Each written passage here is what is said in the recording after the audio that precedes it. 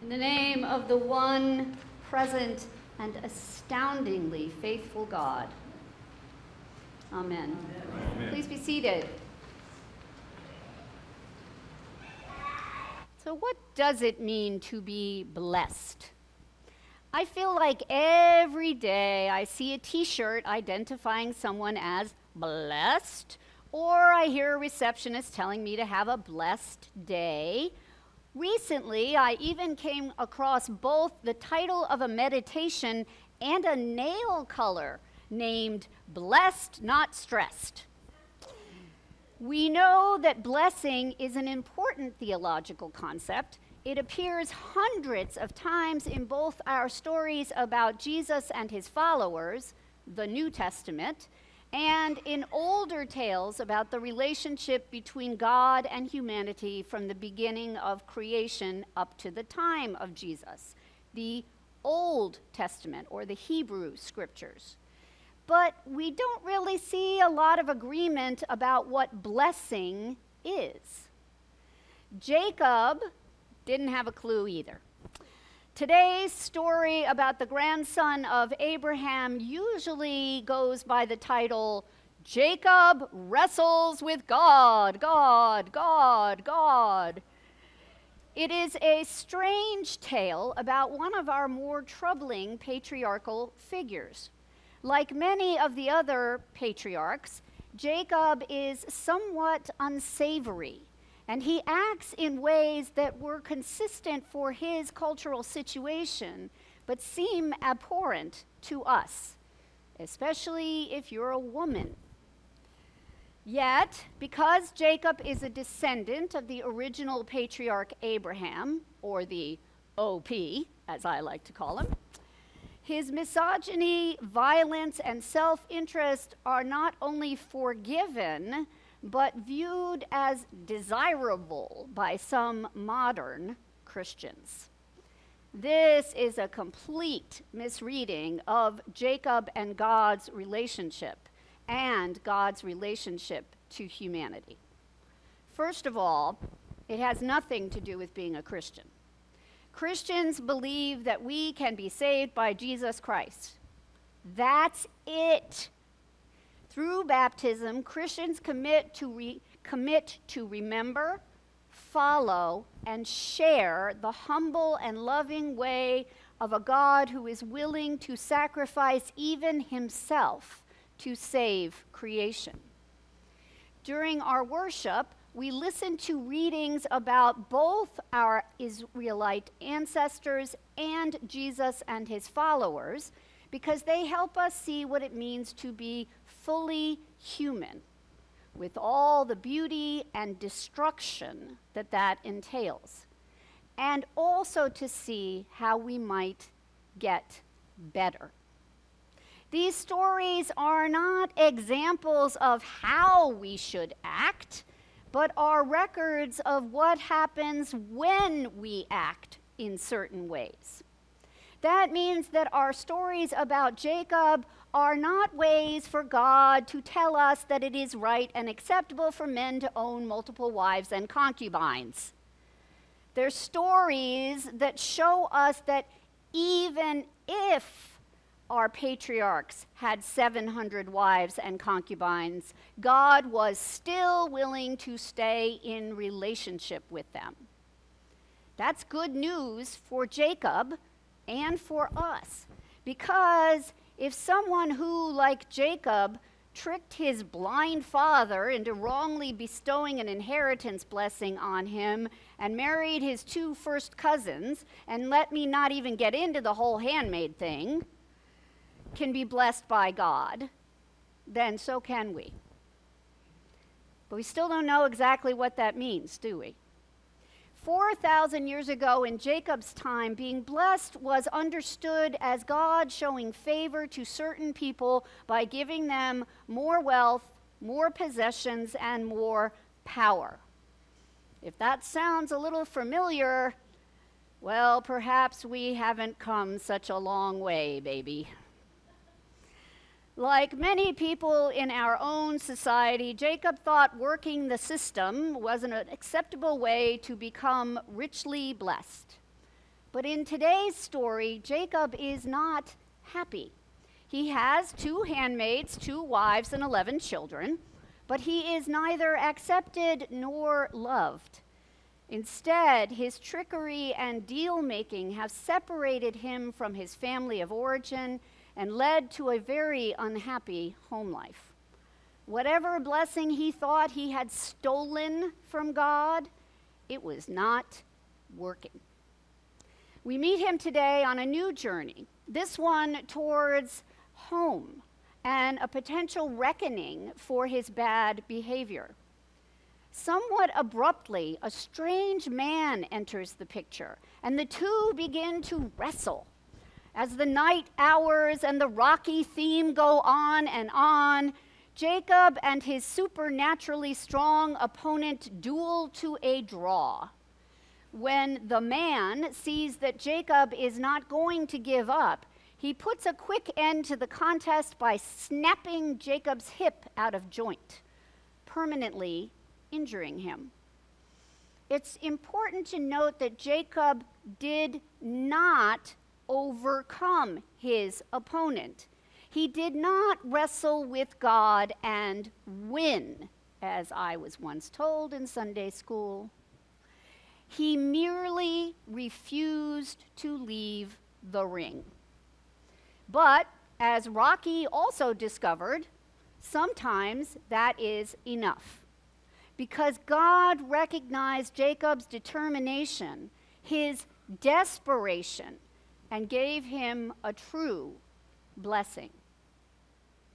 God understood that humans being humans, in the 2 short generations since his momentous covenant with Abraham, humanity had already lost the thread of what it means to be in relationship with God. Jacob believed that God's blessing could be obtained by human will for human gain. So he needed a little redirection. That's why this wrestling match should not be looked at as a physical contest between the supernatural and the human. It was instead an opportunity for Jacob to find a way back into faithful relationship with God. As he continued to struggle, Jacob began to understand that he had to ask for God's blessing. And his opponent, acknowledging Jacob's physical and spiritual brokenness, complied. God's messenger also gave Jacob a new name to go with his new relationship status. This name was designed to remind Jacob of the depth of his desire and determination to be in relationship with God. And not to be a winner, but to be God's person. And as we know, the struggle that accompanies that name, Israel, will continue to be both a blessing and a curse to Jacob's descendants. As Paul will later tell his Christian followers, the true blessing of Jesus Christ is having the ability to let go of what we think God has promised us and lean into the power of Emmanuel, God with us. The name Israel does not mean conqueror. The name Israel means he who struggles. And so, to be blessed by God means to struggle. Now, if this sounds like a bad deal to you, you are not alone. I recently read an article called Moral Fatigue and the Quiet Exhaustion of Doing the Right Thing. In it, the author told this story. An 8th grader's mother admitted to me that she didn't know how to answer her son's question. One day after school, he asked her, "Why am I still being good when kids around me do bad stuff and they get away with it? Why am I being good?" It left her wondering whether morals, ethics, and integrity matter so much anymore, given some of the messages that young people are absorbing from the wider world. She has grown tired and feels like she's giving up on the idea that doing the right thing still matters. I am exhausted, she said. We call upon the Lord, and we do not believe that he answers us. I understand, because I too have been wrestling with God. Like the women in this article, and like many of you, I am tired both by what I am doing and what I am not. Like the woman Julie in the story, I'm tired of feeling like I'm not speaking out enough, not trying to figure out which issues and ministries are the most important. The author calls this moral fatigue, the effort to keep trying to do what is right when the world around you seems content to do, if not wrong, then nothing. There seems to be a particular subgenre of this syndrome that I will call clergy fatigue. My friends and I tend to be particularly judgmental, but we reserve our most punishing criticism for ourselves. God asks me when I saw him sick or in prison and hungry and afraid and alone, and I answer, all the time. And then I remember that what I did for the least of these people is all I did for God. And I despair. But God is merciful. And God sends Jesus to remind me of other things. Like, for example, that there have been times, more than one, when 5 loaves and 2 fish fed more than 5,000 people.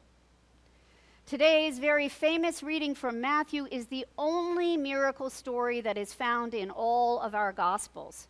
So we know that it's important. I think partially it's because it demonstrates not only what Jesus himself did, but what he wants us to do. When the story begins, we are immediately reminded that Jesus too is human.